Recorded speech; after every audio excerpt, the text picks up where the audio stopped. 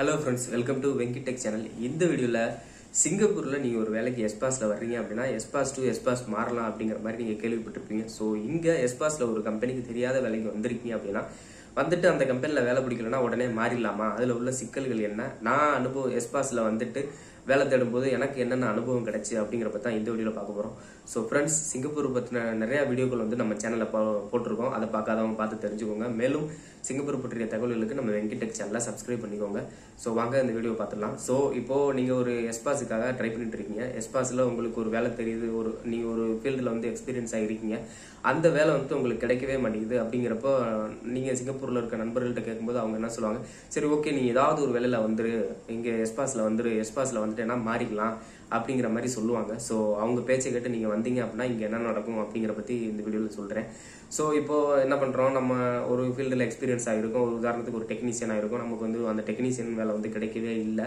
அப்படிங்கிறப்போ நம்ம என்ன பண்ணுவோம், ஏதோ ஒரு தெரியாத வேலை கிடைக்கிற வேலைக்கு போவோம். ஓகே அப்படின்னு சொல்லிட்டு ஒரு ஜென்ரல் ஒர்க்கரோ இல்லை ஒரு கஷ்டமான வேலைக்கோ வந்துட்டு நம்ம இன்டர்வியூ செலக்ட் ஆகி ஓகே இந்த வேலைக்கு போவோம், நாங்கள் வந்து மாறிக்கிறோம் அப்படிங்கிற பிளான்ல வந்துட்டு நம்ம என்ன பண்ணுவோம், பணத்தை கட்டி ஏஜென்ட்ட பணத்தை கட்டி அந்த வேலையில் செலக்ட் ஆகிடுவோம். செலக்ட் ஆகி இங்கே வந்துடும். இங்கே வந்து பார்த்ததுக்கப்புறம் ஃபர்ஸ்ட் எஸ்பாஸ்ல இருந்து எப்படி மாறுறது அப்படிங்கிற பற்றி தெரிஞ்சுக்கிறோம். இப்போ ஒரு கம்பெனியில் வேலை பார்க்குறீங்க, அந்த கம்பெனியில் உங்களுக்கு வேலை பிடிக்கல அப்படின்னா இப்போ இன்னொரு கம்பெனியில் ஏதாவது வேகன்சி இருக்குது அப்படின்னா அந்த கம்பெனியில் போயிட்டு இன்டர்வியூ அட்டன் பண்ணிட்டு அவங்க உங்களை செலக்ட் பண்ணிட்டாங்க அப்படின்னா அவங்க வந்துட்டு இன்னொரு பெர்மிட் போட்டு கொடுத்துருவாங்க. ஸோ அப்படியே வந்துட்டு கம்பெனி வந்துட்டு மாறிக்கலாம். ஸோ இதுதான் வந்துட்டு கம்பெனி மாறுறதுக்கான ப்ரொசீஜர். ஆனால் நான் என்ன சொல்றேன், இப்போ உங்களை எடுக்கிறதுக்கு யார் தயாரா இருக்கா, அதுதான் பெரிய பிரச்சனை. ஏன்னா இங்க வேலை கொடுக்கறதுக்கு யார் இருக்கா?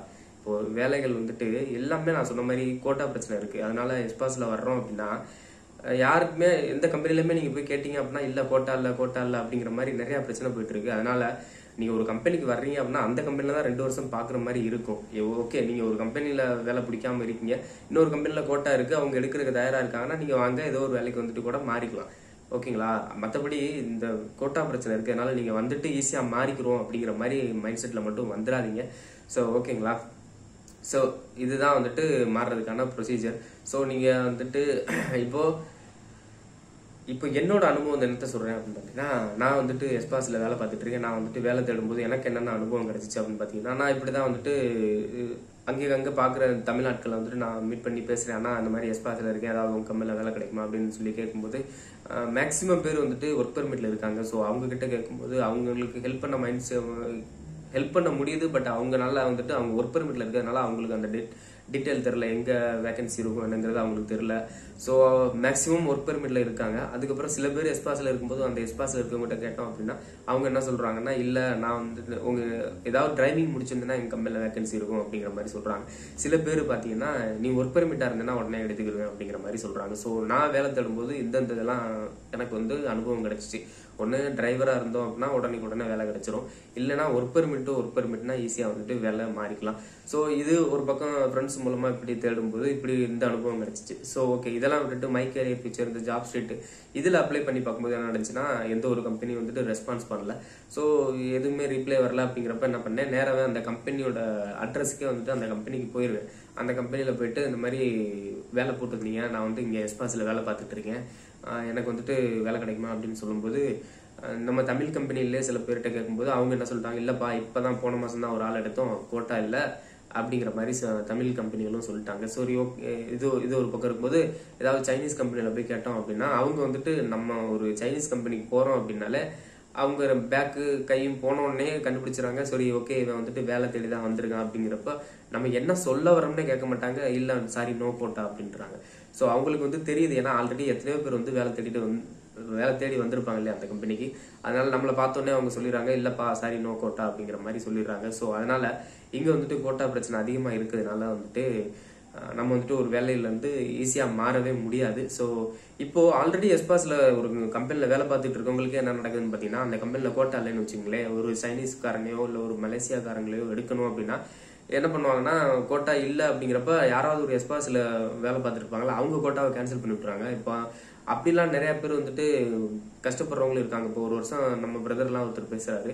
அவர் கம்பெனியில் பார்த்தீங்கன்னா கோட்டா இல்லைன்னு சொல்லிட்டு பெர்மிட்டை கேன்சல் பண்ணிட்டாங்க. அவர் வந்து டிரைவர் கிளாஸ் 4, கோட்டா பிரச்சனை இருக்கு, என்னோட பெர்மிட் வந்து கேன்சல் பண்ணிட்டாங்க, நான் வேற வேலை தேடிட்டு இருக்கேன் தம்பி அப்படின்னு சொல்லிட்டு அந்த அண்ணன் சொன்னார்.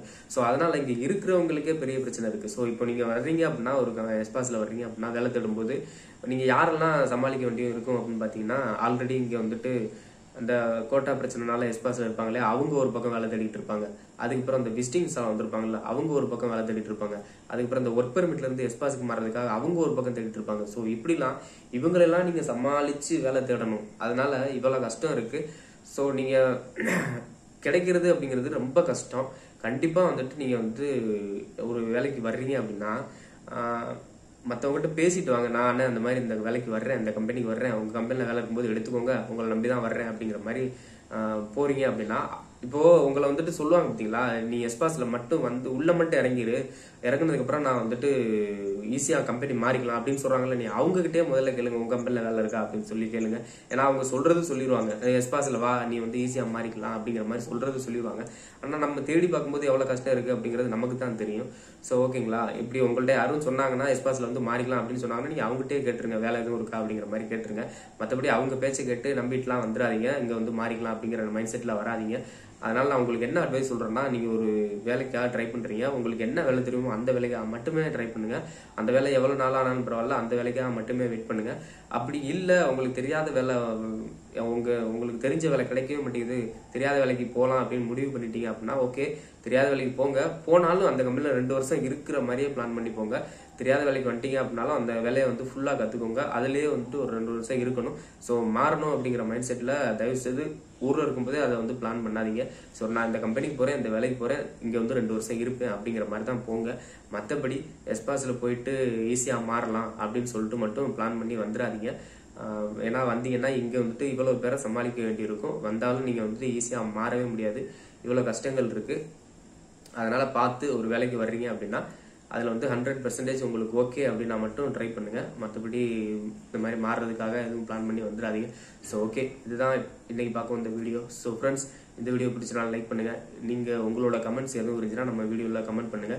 மேலும் சிங்கப்பூர் பற்றிய தகவல்களுக்கு நம்ம வெங்கி டெக் சேனலை சப்ஸ்கிரைப் பண்ணிக்கோங்க. அடுத்த வீடியோவில் மீட் பண்ணலாம்.